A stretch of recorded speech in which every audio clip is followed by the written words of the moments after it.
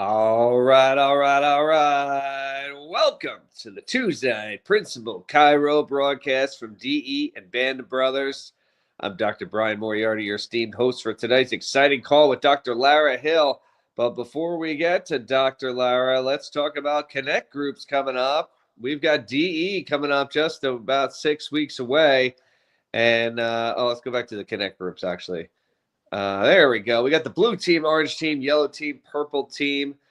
Which team is your color? Mine has always been the purple team. We love the purple team. So if you're on a team, connect with your people. If you're not and you want to get on a team, let Kat know and we'll get you signed up and connected with a group so you can keep in touch in between the DEs. And speaking of DE, we've got Dynamic Essentials July 17th to the 20th upcoming. That is, about 6.5 weeks away by my math. I just bought my plane ticket tonight to the Atlanta DE. It's going to be awesome. So I'm coming in Thursday, leaving Sunday. Can't wait to share fellowship with all of you guys. There's nothing like Dynamic Essentials. If you've never been there, go to lifede.com. Let's go back to that overlay. I didn't finish that. There we go. LifeDE.com gets you registered, but we also got the fall one coming up, October 23rd to the 26th, and then the winter one, winter 2026. That looks like a new date, January 29th to February 1st. I think I'd been reading an earlier date, so that looks like a new date there for Atlanta, and then spring, April 16th to the 19th. 2026 in Clearwater, Florida. That's also going to be the same weekend as the ICA annual meeting. So mark those on your calendars. Go to lifede.com to get registered. So very excited to be back here. If you guys follow me on Facebook, you know I was cruising all over Europe last week with the family. We had an amazing time. Thank you for all the well wishes and safe travels out there. But it's nice to get away and recharge. And now I was excited to get back to practice this week. I tell you, Monday morning, you just want to get your hands on people. And then Tuesday, you always got your DE call here. So our DE Band of Brothers call this week. It's always good to get focused and get fired up in between these DEs when you're about halfway like this. And these things will just take you home until the next DE.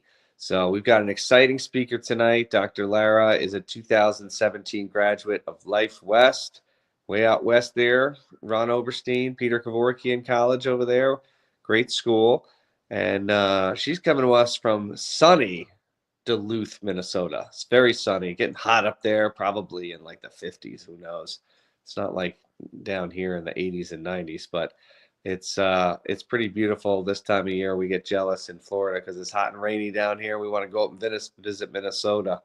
So who knows? Minnesota. Maybe she knows Joe Parpilla up there. But I'm excited to hear her share. I haven't heard her share before. I've seen her at DE countless times, Mile High, all kinds of different places. And I think this is going to be awesome. So without further ado, let's give it up, guys, for Dr. Lara Hill. Take it away, Lara. Love and appreciate you.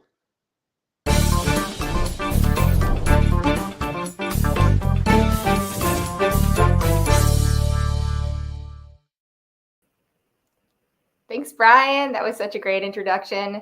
I'm really excited to be on here. And yes, right next door down the road, down the city hill with Joe Parpilla, dear friend Joe Parpilla. Love you, Joe, if you're listening. I'm so grateful to be here and really just to connect with everyone who's listening to the call live and on the replay, if anyone's listening on the replay. And just share a little bit about, my story.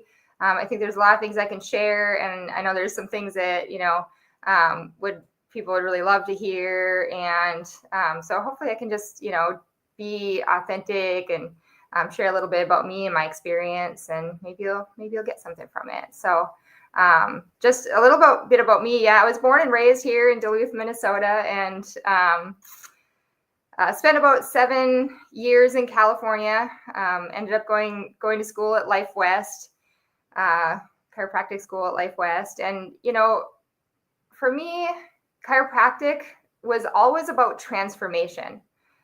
I never really had one of these stories about, having some, major ailment and getting over it from chiropractic. For me, it was really from day one. It was about the inside out, the part where you live your life through your nervous system, that the experience, that the world you live in, your relationships, your emotions, your relationship with God, every single part of your world and of your life is through your nervous system. And so for me, chiropractic was about that, and the breakthroughs that were available, and the interconnection that was available through chiropractic, and having a clear, healthy spine and nervous system. And so, when I really, when I was called and discovered that chiropractic was where, I was meant to be, really, I jumped in both feet. And I went to school later in life. So I really,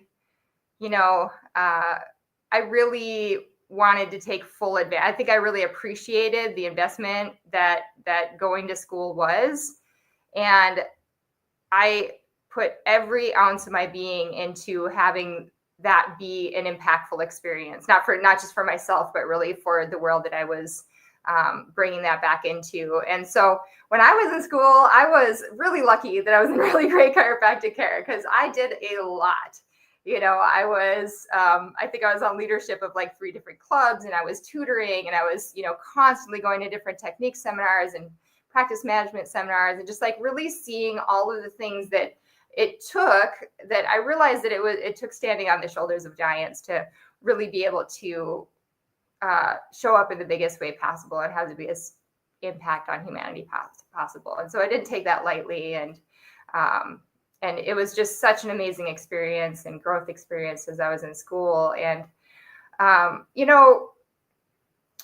it was, I think, spring of my senior year when I remember I'd gone to a technique seminar that weekend, and right after we got back, I just, didn't feel really great.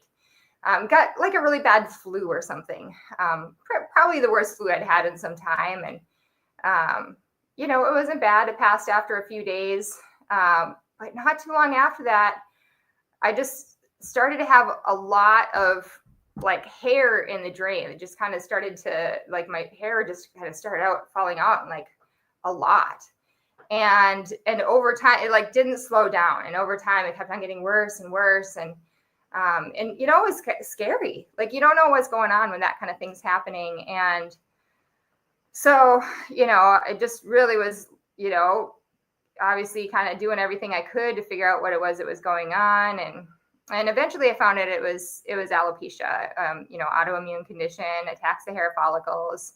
And, basically I had pretty much, burned the candle at both ends till my body was kind of like, and we're done. My senior year in chiropractic school, clinic boards, all the other things that I was, taking part in, and that was it. And as I kind of did everything I could and tried to, employ all the resources I had. And there came a point where it was really clear this was going to keep going in a certain direction. I started to get like the Gollum hairdo, and, realized that this is not something that's going to turn around instantly. And there's a choice that's going to happen. And so I think there's 2 things that when something really difficult happens, that you get to make 2 choices. One is the meaning that you make, and the other one is how you respond to it. And, it was pretty clear that this was chiropractic school. This was a lot of stress that I had, a lot of stress, and a lot that I was, putting myself under. And so a lot of people could really look back and say, I did too much. And like, maybe I shouldn't have gone to chiropractic school, or maybe I shouldn't have done all those things. And really, the first choice that I made was to say I didn't mess up, I showed up. And that really that choice to do everything that I had done, and to show up, and to go to chiropractic school, and to give my every ounce of my being into that was like a badge of honor that happened. And so really just to own and appreciate that, and step into that. And the other piece was really making that choice when I finally, decided to buzz off the hair of who I was going to be when I was in that situation. And I got to choose if I was going to make myself small and decide that this was an identity, or if I was going to show up big and be an example of who I wanted to be and who I wanted other people to see that they could be.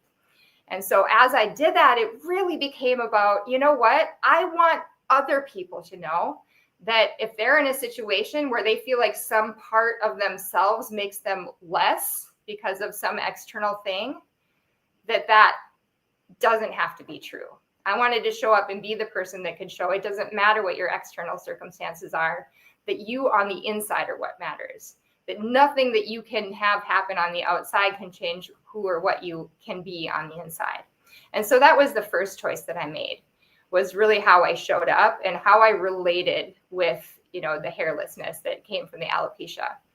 And through doing that, it was also a choice. Well, am I going to try to hide it? Am I going to wear a wig? And honestly, I'm not. You might see me wear a wig. I might do that for fun. Get to wear different hairdos and all that kind of thing. But really, for the most part, I didn't want to hide who I was, and I didn't want to show other people that that you need to hide who you are. And plus, I'm a spontaneous, do a backflip and jump to the lake kind of person. I didn't need something keeping me from being who I was in that way. And so, I chose to step forward with that fully with who I was. So again, so that not just for myself, but for, the people that might be able to see that and get something for it. Because really the thing ultimately is there is nothing about your external circumstances that can keep you from making a choice about how you respond. And that's probably one of the biggest things, and really about making a choice about the meaning that you make and empowering yourself and other people through your actions, through your attitude, through who you are, through your way of being, in whatever it is that you are. And the thing is, we always get to make that choice. So, maybe it's a situation where there's a certain meaning that got assigned to a really difficult circumstance in my life, in someone's life, in your life. And you always get to choose that meaning. You always get to, every single one of us, I always get to, and I get to read even this, even just sitting down to put together this talk. And what is my relationship with alopecia today? What does that mean to me now? Because I'll tell you, in chiropractic school, it was a whole other different world than it was and is in practice.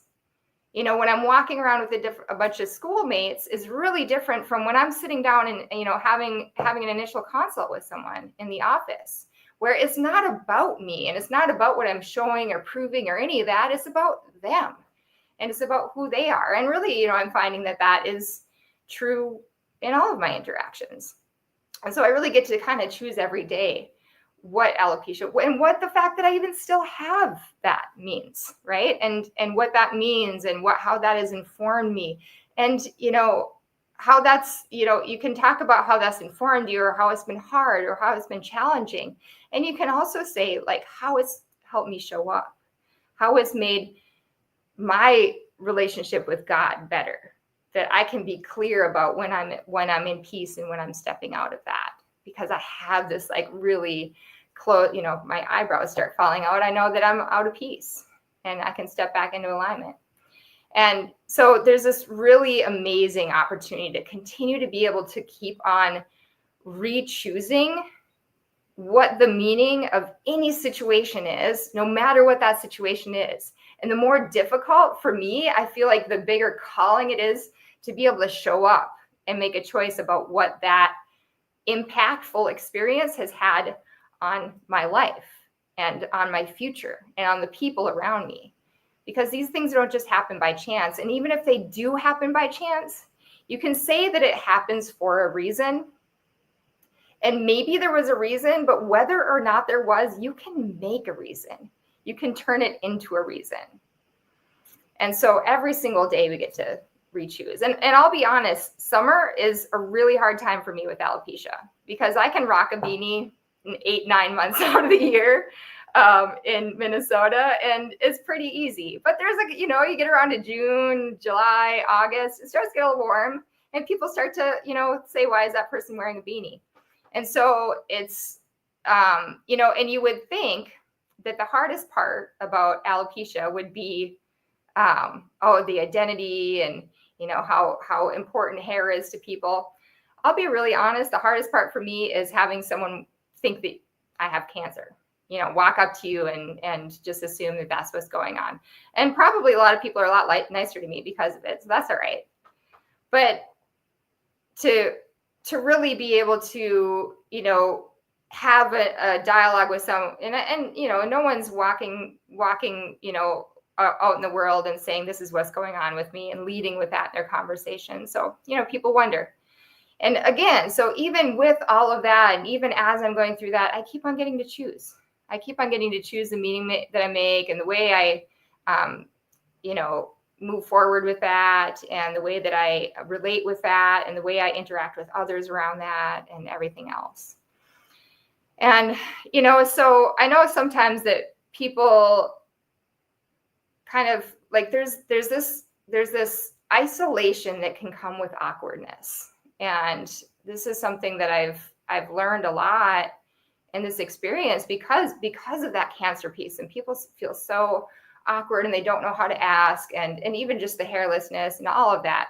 And so, like, just really empowering people who, like, if you find yourself in this circumstance, just ask people, just ask what it is that's going on, and how that's impacted them. And one of my favorite, I was just, remembering, one of my favorite questions anyone asked me is, how has that made you stronger? And so just a little bit of, like, the ability to show up and just know that this is part of someone's experience just as anything else. And a lot of people have a lot of different, ways that they're relating to that and feel awkward around that. And that's okay too. And not everyone would want to talk about it. But, just kind of, it's always really great to have the ability to be able to, like, think ahead in dialogue, because some people say some pretty interesting things when they haven't thought it through. So I just wanted to, create a little bit of space for that. But really, I think one thing, just kind of in this conversation, just wrapping up what I was talking about, a lot of times in DE, we talk about, envisioning what you want to happen, and seeing it and moving toward it. And that obviously is, like, everything. And sometimes, as much as you're moving toward and what you're getting away from, is who you are when you're in it. And so just really those choices that we make every single day, especially in those difficult circumstances, it can make all the difference in the world. And it can really shape who we are. And I think the choices, that we make right now, the choice that I make right now in whatever difficult circumstance I am in, will absolutely impact who I am and how I experience the world and experience myself in the future.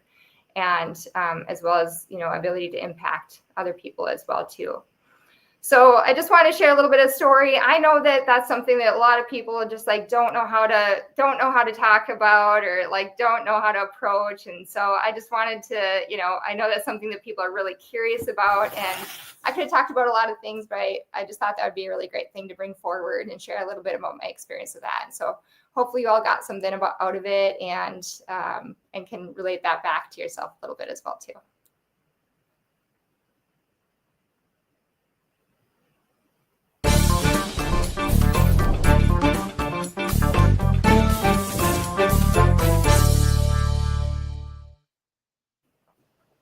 Lara, great job, hon. Thanks. That was awesome. I really love your vulnerability, because that was just something that was very personal to you, that you just came on here and just shared and rocked it. And it was such a great inspirational talk. I thank you so much for that. I know everybody watching really enjoyed it as well. You're going to see some comments coming across the bottom here very soon. And that was just awesome. Thank you so much for sharing, your personal story. And now I know a whole lot more about you. And so does a lot of people from DE. And I think it was just an awesome night. So thank you so much. Thanks so much, Brian. I really appreciate it. It's a pleasure to be here. Awesome. Well, guys, thanks so much for tuning into the Tuesday night Principled Cairo broadcast. DE just about 6.5 weeks away. The FCS is celebrating 60 years in chiropractic next Saturday night at our big gala, so don't forget about that. And we'll see you guys next Tuesday night on the Principled Cairo broadcast from DE and Band of Brothers. Thank you so much. Thanks, Dr. Lara. Thanks. See ya. Bye, everybody.